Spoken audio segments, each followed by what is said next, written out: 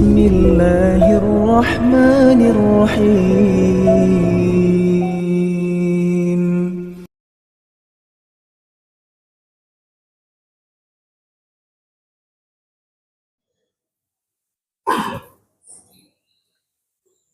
Assalamualaikum warahmatullahi wabarakatuh. Alhamdulillah, alhamdulillahilladzi hadana li hada wa ma kunna linahtadiya laula an hadanallah. Asyhadu an la ilaha illallah wahdahu la syarika lah. Wa asyhadu anna Muhammadan abduhu wa rasuluhu la nabiyya wa la rasula ba'da. Allahumma sholli wa sallim wa barik ala Muhammad wa ala alihi wa sahbihi wa man tabi'ahum bi ihsanin ila yaumiddin. Amma ba'du, jamaah salat Isya dan salat Qiyamul Ramadan, salat tarawih yang dirahmati oleh Allah Subhanahu wa taala. Puja dan puji syukur senantiasa kita sampaikan kehadirat Allah atas karunia yang Allah telah berikan kepada kita hingga pada saat ini kita sudah memasuki 20 hari kita lewati bulan suci Ramadan di tahun ini. Hari ini kita sudah berada di 10 malam yang terakhir. Allah masih berikan kesehatan kepada kita. Mudah-mudahan hingga penghujung akhir Ramadan kita bisa menuntaskan ibadah saum kita dengan sempurna. Jamaah rahimakumullah, karunia Allah yang besar yang Allah berikan di bulan Ramadan ini adalah ibadah saum. Di antaranya juga tentang turunnya Al-Quran dan juga malam Lailatul Qadar. Salah satu di antaranya yang ingin kami sampaikan yaitu ibadah saum itu sendiri. Karena dengan orang melakukan ibadah saum diharapkan menjadi orang yang bertakwa. Sudah sangat familiar di telinga kita di setiap kali para pentausiah menyampaikan bahwa tujuan daripada ibadah puasa itu adalah untuk mencapai orang-orang yang bertakwa. Ya ayyuhalladzina amanu kutiba alaikumusiyam kama kutiba alal ladzina min qablikum la'allakum tattaqun. Surat Al-Baqarah ayat 183 mengatakan, wahai orang-orang yang beriman, diwajibkan atas kalian untuk berpuasa, yang itu juga dilakukan oleh orang-orang sebelum kalian dengan satu tujuan agar menjadi orang yang bertakwa. Menjadi orang yang bertakwa ini adalah orang yang kedudukannya sangat mulia di mata Allah, bukan di mata manusia. Belum tentu orang mulia di mata Allah, di mata manusia itu mulia, belum tentu. Berapa banyak sahabat-sahabat Nabi dan juga para ulama-ulama besar yang karena berselisih paham dengan umarok itu seringkali beliau ini dikriminalisasi, dihukum mati, seperti Sayyid Qutb misalnya. Tidak jauh-jauh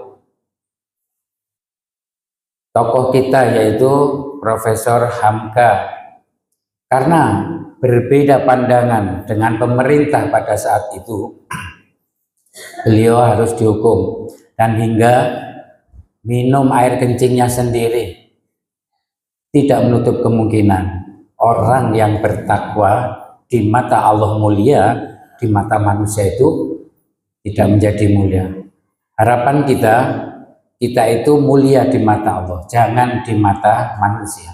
Itu tuntunan Al-Quran kita. Salah satu dari tujuan orang berpuasa itu adalah bertakwa. Orang ini menjadi orang yang mulia di mata Allah. Sebagaimana Allah katakan, dalam surat Al-Hujurat ayat 13 bahwa sesungguhnya orang-orang yang paling mulia di mata Allah adalah orang yang bertakwa. Inna akramakum indallahi atqakum. Kita dengan ibadah puasa diharapkan, memang kita ingin menjadi orang yang mulia, tapi sayang, tidak menutup kemungkinan kita juga berpuasa, tapi tidak mengantarkan kita menjadi orang yang mulia. Karena kita masih memperturutkan hawa nafsu dan masih mencintai kekekalan akan dunia. Itu kita tidak menjadi orang yang mulia di mata Allah. Allah katakan dalam surat Al-A'raf ayat 176. Walau syi'na la rafa'nahu biha. Dan sekiranya kami, Allah, itu mengendaki, menginginkan, kalian itu kami angkat derajat kalian menjadi orang yang paling mulia, yaitu orang yang bertakwa, dengan melakukan ibadah puasa. Makanya jangan sampai ibadah puasa kita ini hanya mendapatkan rasa lapar dan haus saja. Kamin so'imin laisa min siyamihi ilal ju'wal atos. Jangan sampai seperti itu. Berapa banyak orang yang berpuasa ternyata tidak mengantarkan kepada menjadi orang yang bertakwa. Sehingga apa? Dia hanya memperoleh rasa lapar dan haus semata. Rasulullah mengatakan demikian. Kenapa kita sampai tidak menjadi orang yang bertakwa atau mulia di mata Allah dengan kita itu berpuasa? Dikarenakan kita walakinnahu, karena kita ini akhladahu ilal ardi wattaba'a hawahu. Kita masih mencintai materi, mengekalkan materi, dan juga kita masih memperturutkan hawa nafsu. Hati-hati. Kalau kita masih mencintai materi, ini rangkaian ayatnya panjang, tapi saya ingin sampaikan yang memperturutkan hawa nafsu. Kalau kita sudah berpuasa tapi masih saja memperturutkan hawa nafsu, berarti kita termasuk orang yang tidak mulia di mata Allah, dan hasil puasa kita itu gagal. Kapan kita memperturutkan hawa nafsu itu? Allah mengatakan dalam surat Al-Qasas ayat 50, orang-orang yang tidak mencontoh Rasulullah dan dia tidak menjadikan petunjuk Allah itu menjadi petunjuk satu-satunya, itu namanya orang yang berturutkan hawa nafsu. Fa illam yastajibu laka, maka jika mereka itu tidak mengikuti kamu Muhammad, tidak mentaati kamu, tidak menjawab seluruh apa yang kamu sampaikan, istijabalakum, istijabalaka, fa'ilam yastajibu laka, fa'lam, maka ketahuilah kalau mereka itu tidak istijabalaka, tidak mengikuti, tidak menjawab laka engkau Muhammad, fa'lam annama, sesungguhnya mereka itu hanyalah orang-orang yang yattabi'una ahwa'ahum, orang yang memperturutkan hawa nafsu. Orang yang memperturutkan hawa nafsu ini adalah orang yang waman adallu mimmanit taba'a hawa. Dan siapakah orang yang paling tersesat dari orang-orang yang memperturutkan hawa nafsu? Bighairi hudam minallah, yang itu tidak mendapat petunjuk dari Allah, dengan tidak mendapatkan petunjuk dari Allah Subhanahu wa ta'ala. Kalau itu yang dia lakukan, maka dia termasuk orang-orang yang zalim. Wallahu la yahdil qaumadz zalimin. Allah tidak memberikan petunjuk kepada orang-orang yang zalim. Hati-hati. di bulan Ramadan ini ya berkaitan dengan konflik terjadi di Timur Tengah, imbasnya kepada negeri kita, bangsa Indonesia.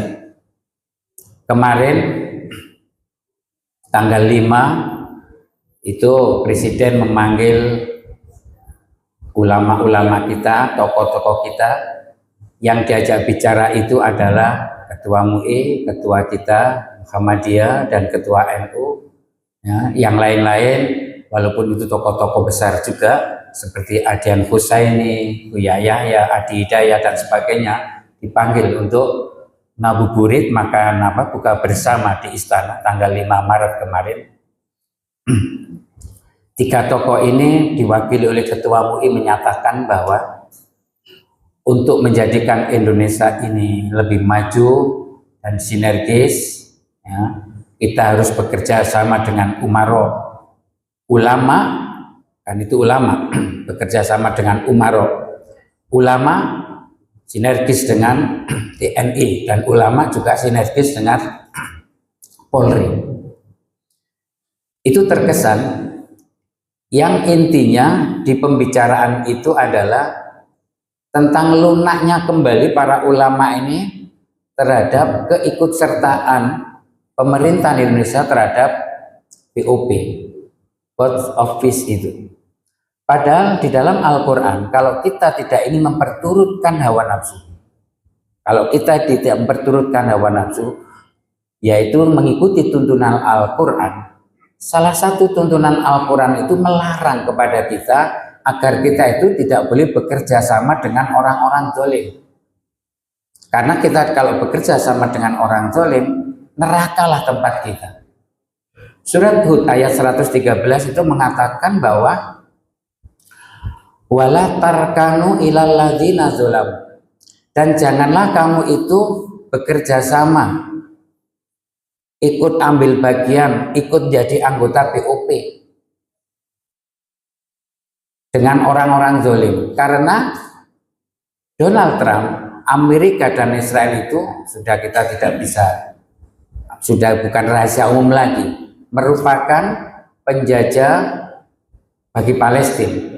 Tapi kenapa pemerintahan kita itu terlibat langsung menjadi anggota BOP yang notabene bahwa BOP ini adalah melegalkan, walaupun kemarin di dalam YouTube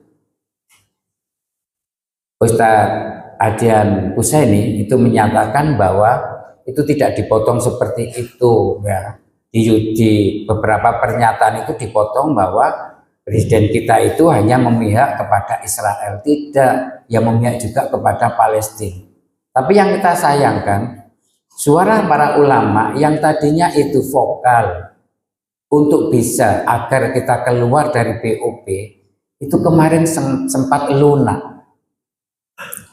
Dan kita tidak menyangkal lagi, dulu Imam Abu Hanifah hingga dihukum mati oleh pemerintahan. Imam Abu Hanifah, Imam Syafi'i, Imam Maliki, tapi yang tidak sempat mati karena bisa berdiplomasi itu adalah Imam Syafi'i. Berseberangan dengan pemerintah karena diajak oleh pemerintah, nggak mau. Pemerintah yang saat itu adalah Mu'tazilah, diajak oleh pemerintah, nggak mau. Ulama itu harus didatangi, bukan ulama itu dipanggil, bukan ulama itu diajak untuk bicara kemudian mengiyakan apa kata pemerintah, hingga dihukum mati beliau ini. Tapi Imam Syafi'i sempat berdiplomasi sehingga dia dilepaskan. Itu terjadi. Kenapa? Kita sayangkan para ulama-ulama kita. Apa kita nggak sedih ya melihat kondisi Palestina yang makanya Jenderal Agus Subianto ya, ini Iran ini juga tidak menutup kemungkinan akan menyasar juga rudal balistiknya ini ke Indonesia. Kalau memang Indonesia tidak mau keluar dari BOP, ini akan menyasar di Indonesia. Walaupun di YouTube yang barusan kita lihat itu, di Hormuz, yang di Selat Hormuz yang ditutup itu, ABK, awak kapal dari Indonesia itu ada yang sempat meninggal karena kapal, tapi kapal pencari untuk melewati itu sempat kena serangan bom itu.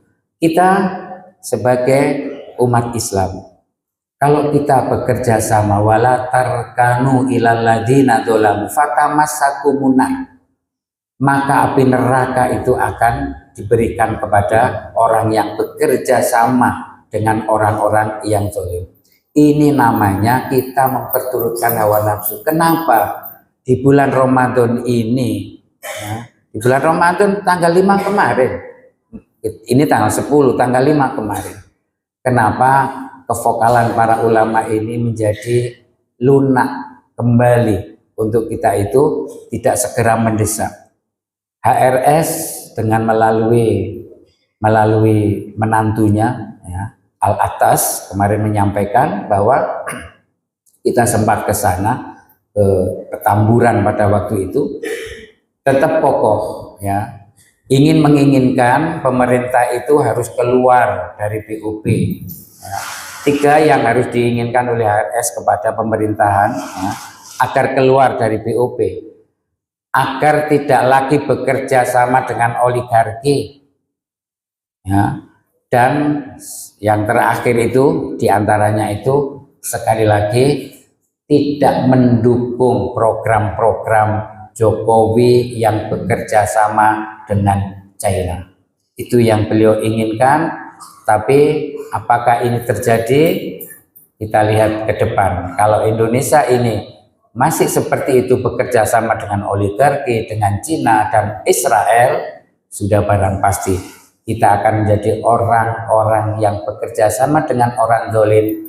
Berarti kita memperturutkan hawa nafsu, tidak menutup kemungkinan neraka akan terjadi di negeri kita seperti Israel yang kena rudal balistik Iran pada saat ini. Mudah-mudahan puasa kali ini kita bisa mengendalikan hawa nafsu sehingga kita tidak menjadi orang-orang yang zalim.